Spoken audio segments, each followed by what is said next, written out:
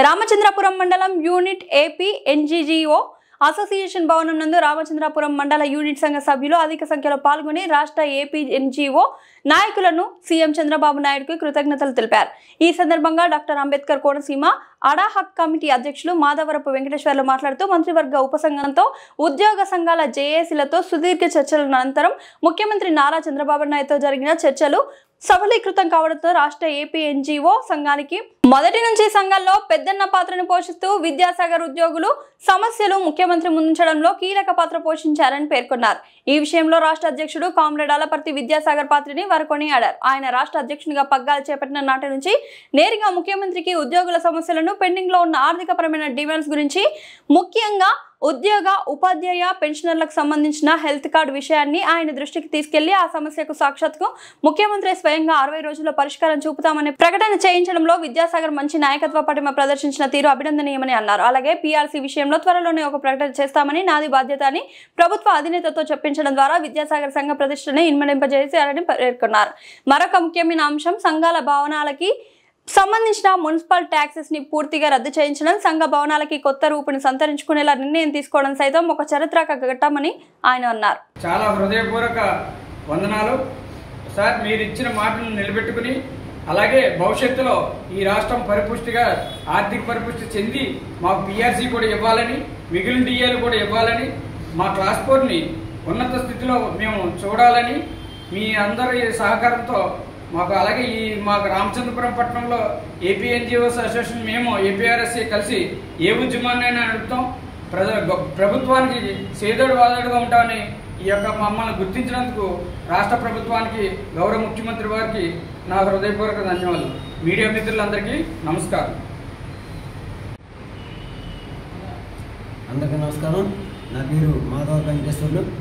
Doctor BR Ambedkar Konaseema AP NGO association ad hoc committee chairman. నేను నిన్న ప్రభుత్వంతో జరిగిన చర్చల్లో మా రాష్ట్ర అధ్యక్షుడు విద్యాసాగర్ గారు, అలాగే మా జనరల్ సెక్రటరీ డివి రమణ గారు జరిగిన చర్చల్లో మరి ప్రభుత్వం మా సమస్యల మీద చాలా క్షుణ్ణంగా అన్ని విషయాలు కూడా మరి రాష్ట్ర ముఖ్యమంత్రి గారు చెప్పడం జరిగింది. మరి అందులో ముఖ్యంగా ఒక డిఏ ప్రకటించడం, ప్రస్తుత ఆర్థిక పరిస్థితుల్లో అది ప్రకటించడం అనేది మేము కూడా ఈ ప్రభుత్వంలో భాగం కాబట్టి మేము కూడా దానికి సంతృప్తి చెందుతూ ఉన్నాం. అలాగే మరి 2014లో చైల్డ్ కేర్ లీవ్ని ఈ చంద్రబాబు నాయుడు గారే శ్రీకాకుళంలో ప్రకటించడం జరిగింది. దాన్ని ఈరోజు 180 రోజులు చేసి, అలాగే లైఫ్లో ఆ సర్వీస్ ఉన్నంతకాలంలో సర్వీస్లో ఉన్నప్పుడు ఎప్పుడైనా సరే ఆ 180 రోజులు వాడుకునే అవకాశాన్ని కల్పించేందుకు కూడా డాక్టర్ బిఆర్ అంబేద్కర్ కోనసీమ జిల్లా తరఫున సీఎం గారికి మేము ధన్యవాదాలు తెలియజేస్తూ ఉన్నాం. అలాగే మరి ఎన్జిఓ హోమ్స్ ఎక్కడైతే ఉన్నాయో వాటన్నింటికి కూడా ట్యాక్స్ మినహాయింపు పూర్తిగా మాఫీ చేయడం జరిగింది. దానికి కూడా మేము కోనసీమ జిల్లా డాక్టర్ బిఆర్ అంబేద్కర్ జిల్లా తరఫున ధన్యవాదాలు తెలియజేస్తున్నాం. మరి ఏదైతే మేము సరెండర్ లీవ్ కూడా మొన్న ఎక్స్పెక్ట్ చేసామో పండగ కానుక, కానీ ప్రభుత్వం చంద్రబాబు నాయుడు గారు కూడా మీరు అందరూ కలిసి ఆదాయాన్ని పెంచి మరి రాష్ట్రాన్ని ముందుకు తీసుకెళ్తే తప్పనిసరిగా భవిష్యత్తులో ఈ కోరికలన్నీ కూడా తీర్చిదిద్దడానికి ప్రయత్నం చేస్తాను.